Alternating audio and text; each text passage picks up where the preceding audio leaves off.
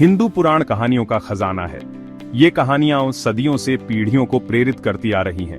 ये कहानियां हमें जीवन, मृत्यु और उनके बीच की हर चीज के बारे में सिखाती हैं। इनमें जीवन के हर पहलू को समझाने की शक्ति है। सबसे दिलचस्प कहानियों में से एक है दशावतार की। दशावतार की कहानियां हमें भगवान विष्णु के विभिन्न रूपों के माध्यम से जीवन के विभिन्न चरणों को समझने में मदद करती है। ये भगवान विष्णु के 10 अवतारों का चक्र है जो इस ब्रह्मांड के पालनहार हैं। हर अवतार एक विशेष उद्देश्य के लिए प्रकट होता है। हर अवतार तब प्रकट होता है जब दुनिया मुसीबत में होती है। जब भी संसार में अराजकता और संकट का समय आता है, भगवान विष्णु एक नए अवतार के रूप में प्रकट होते हैं। हर बार वो संतुलन और धर्म की स्थापना करते हैं। उनका हर अवतार धर्म और न्याय की पुनर्स्थापना के लिए होता है। 10वां और आखिरी अवतार कल्कि का है। कल्कि का अवतार अभी आना बाकी है और उनके आने की प्रतीक्षा की जा रही है। वो अभी आना बाकी है। कल्कि का अवतार कलयुग के अंत का प्रतीक होगा। उनका आना कलयुग के अंत का प्रतीक होगा। कलयुग वर्तमान युग है जिसे अक्सर सबसे अंधकारमय समय कहा जाता है। ये वर्तमान युग है जिसे अक्सर सबसे अंधकारमय समय कहा जाता है। इस युग में नैतिकता और धर्म का पतन हो चुका है। कल्कि आशा की किरण है। उनका आगमन एक नई शुरुआत का संकेत है। वो एक नए युग, सतयुग के आगमन का संकेत देते हैं, जहां शांति और सद्गुण व्याप्त होंगे। सतयुग में सत्य, धर्म और न्याय का राज होगा। कल्कि की भविष्यवाणी हजारों सालों से हिंदुओं को प्रेरित करती आ रही है। ये भविष्यवाणी हमें विश्वास दिलाती है कि बुरे समय के बाद अच्छा समय जरूर आता है। ये हमें याद दिलाती है कि सबसे बुरे वक्त में भी ईश्वर हम पर नजर रखते हैं। ईश्वर की कृपा और संरक्षण हमेशा हमारे साथ है। ये वादा करती है कि अच्छाई की हमेशा बुराई पर जीत होगी। अच्छाई और न्याय की जीत निश्चित है। कल्कि की कहानी सिर्फ विनाश की कहानी नहीं है। ये पुनर्जन्म और नवीनीकरण की भी कहानी है। ये नई शुरुआत की भी कहानी है। ये हमें सिखाती है कि हर अंत एक नई शुरुआत का अवसर होता है। ये हमें सिखाती है कि मुसीबतों के बावजूद आशा बनी रहती है। कठिनाइयों के बावजूद हमें उम्मीद नहीं छोड़नी चाहिए। ये हमें एक बेहतर कल के लिए प्रयास करने की प्रेरणा देती है। ये जानते हुए कि एक नया सवेरा हमारा इंतजार कर रहा है, हमें अपने प्रयासों में निरंतरता बनाए रखनी चाहिए। शास्त्र उस दुनिया की एक स्पष्ट तस्वीर पेश करते हैं जब कल्कि आएंगे। ये एक ऐसी दुनिया होगी जो अंधेरे में डूबी होगी। कलयुग संघर्ष और नैतिक पतन का समय है। लोग धर्म के मार्ग से भटक गए हैं। वो सच्चाई, दया और ईमानदारी के मूल्यों को भूल गए हैं। वेद और पुराण ऐसे समय की बात करते हैं जब चारों ओर अराजकता फैली होगी, सामाजिक ढांचे टूटेंगे, लालच, ईर्ष्या और नफरत इंसानों के दिलों में जहर घोलेंगे, शासक अत्याचारी बन जाएंगे, कमजोर और निर्दोष लोगों का शोषण करेंगे, समाज का ताना बाना बिखरने लगेगा, पृथ्वी प्राकृतिक आपदाओं से तबाह हो जाएगी, अकाल और बीमारियां फैलेंगी, लोग लगातार डर और अनिश्चितता में जिएंगे। आध्यात्मिक प्रकाश जो कभी दुनिया को रोशन करता था, वो एक टिमटिमाते दीपक के समान रह जाएगा। यही वो भयावह पृष्ठभूमि है जिसके बीच कल्कि का आगमन होगा। वो ऐसे समय में आएंगे जब मानवता अपने सबसे निचले स्तर पर होगी। वो हमें अपनी ही बनाई हुई खाई से निकालने आएंगे। वो उस दुनिया के लिए आखिरी उम्मीद है जो विनाश के कगार पर है। कल्कि का आगमन कोई साधारण घटना नहीं होगी। यह एक दिव्य घटना होगी जो संसार को बदलने के लिए आएगी। वो धरती पर तेजस्वी रूप में अवतरित होंगे। उनकी उपस्थिति से चारों ओर प्रकाश फैल जाएगा। उन्हें अक्सर एक सफेद घोड़े पर सवार राजसी योद्धा के रूप में दर्शाया जाता है। यह घोड़ा उनकी शक्ति और शौर्य का प्रतीक है। यह पवित्रता और धार्मिकता का प्रतीक है। उनके आगमन से धरती पर शांति और सद्भावना का संचार होगा। उनकी उपस्थिति से दिव्य शक्ति का आभास होता है। यह शक्ति बुराई को नष्ट करने और अच्छाई को बढ़ावा देने के लिए है। उनके हाथ में एक ज्वलंत तलवार होगी। यह तलवार उनके न्याय और सत्य के प्रतीक के रूप में जानी जाती है। यह कोई साधारण हथियार नहीं है। यह तलवार दिव्य शक्ति और ज्ञान का प्रतीक है। यह ज्ञान की दिव्य तलवार है। यह तलवार सत्य और न्याय की राह दिखाती है। यह विवेक की शक्ति, सही और गलत में अंतर करने की क्षमता का प्रतिनिधित्व करती है। यह तलवार उन लोगों के लिए है जो सत्य की खोज में है। इस तलवार से कल की बुराई की ताकतों का नाश करेंगे और एक नई विश्व व्यवस्था स्थापित करेंगे। ये व्यवस्था न्याय और सत्य पर आधारित होगी। उनकी आंखें सूरज की तरह चमकेंगी जो उनके दिव्य ज्ञान और शक्ति को दर्शाती हैं।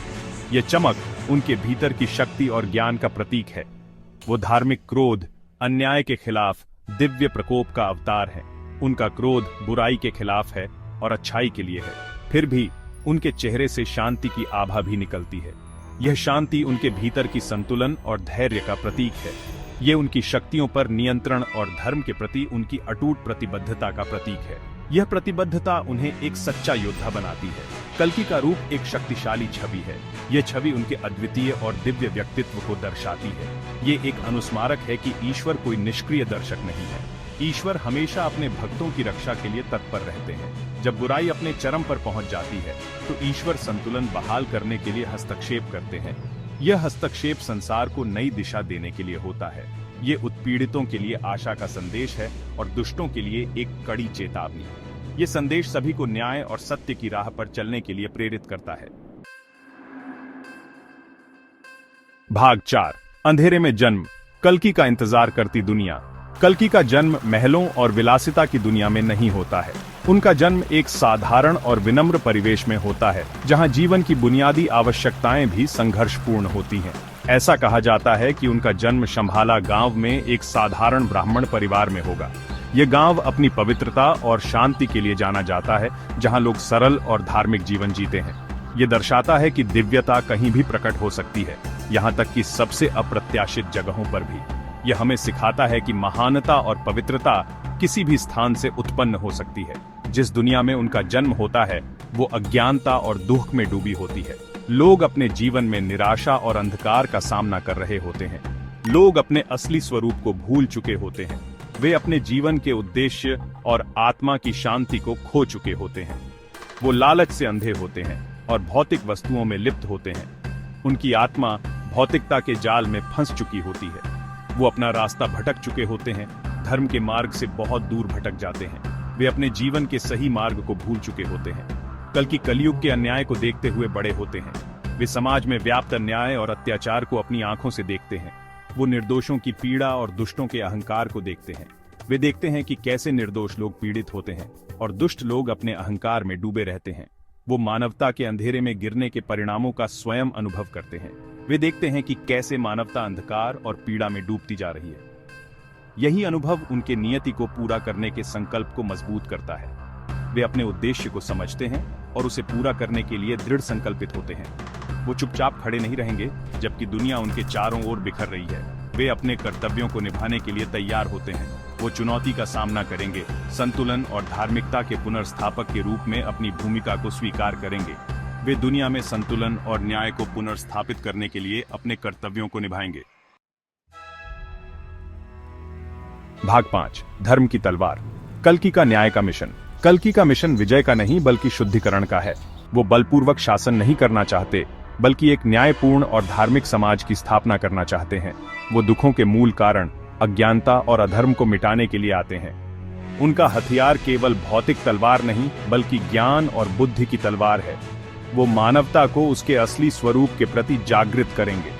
वो हमें हमारी दिव्य क्षमता की याद दिलाएंगे और हमें अपने निम्न स्व के बंधनों से मुक्त होने के लिए प्रेरित करेंगे। उनका आगमन एक महान शुद्धिकरण की शुरुआत का प्रतीक है। जो लोग दुष्टता से चिपके रहते हैं और अपने तरीके बदलने से इनकार करते हैं, उनका नाश होगा। जो लोग मोक्ष चाहते हैं और धर्म के अनुसार जीने का प्रयास करते हैं, उन्हें बख्शा जाएगा। कल्कि का मिशन रक्तपात नहीं है, ये शुद्धिकरण और नवीनीकरण की प्रक्रिया है। वो न केवल बुराई के विनाशक हैं बल्कि एक नए युग के निर्माता भी हैं। वो सतयुग, शांति, समृद्धि और आध्यात्मिक ज्ञान के स्वर्ण युग की शुरुआत करने के लिए आते हैं। भाग 6, एक नए युग की शुरुआत, दुनिया पर कल्कि का प्रभाव। कल्कि का आगमन समय के चक्र में एक महत्वपूर्ण मोड़ है। कलयुग का अंधेरा छंट जाता है जिससे सतयुग की शुरुआत का रास्ता खुल जाता है। दुनिया बदल जाती है, धार्मिकता प्रबल होती है, शांति और सद्भाव का बोलबाला होता है। पृथ्वी ठीक हो जाती है और प्रकृति फलती फूलती है। लोग एक दूसरे के साथ और पर्यावरण के साथ सद्भाव में रहते हैं। सच्चाई, दया और ईमानदारी के मूल्य एक बार फिर मानव समाज के केंद्र में होते हैं। कल्कि का युग केवल बीते युग की वापसी नहीं है, ये अभूतपूर्व आध्यात्मिक विकास और ज्ञान का समय है। मानवता चेतना की नई ऊंचाइयों तक पहुंचती है। ये भौतिक क्षेत्र की सीमाओं को पार करती है और अपने दिव्य सार के साथ फिर से जुड़ जाती है। कल्कि के मिशन का प्रभाव केवल भौतिक दुनिया तक ही सीमित नहीं है, ये अस्तित्व के ताने बाने तक फैला हुआ है। वो एक नए ब्रह्मांडीय चक्र की शुरुआत करते हैं जो संतुलन, सद्भाव और आध्यात्मिक विकास की विशेषता है। भाग 7 कालातीत ज्ञान, कल की भविष्यवाणी से सीख। कल्कि की कहानी केवल एक भविष्यवाणी से कहीं अधिक है। इसमें मानवता के लिए गहन सबक हैं। ये हमें याद दिलाती है कि ब्रह्मांड धर्म के सिद्धांत पर चलता है। जब हम इस रास्ते से भटक जाते हैं तो अराजकता और दुख अनिवार्य रूप से आते हैं। ये हमें सिखाती है कि हालांकि अंधेरा सब कुछ घेरता हुआ प्रतीत हो सकता है, लेकिन ये कभी भी स्थायी नहीं होता है। प्रकाश हमेशा लौटता है, अक्सर सबसे अप्रत्याशित तरीकों से। ये हमें प्रोत्साहित करती है कि विपत्ति के बावजूद कभी भी उम्मीद न खोएं। कल की अवतार अच्छे और बुरे दोनों के लिए हमारी अपनी क्षमता का अनुस्मारक है।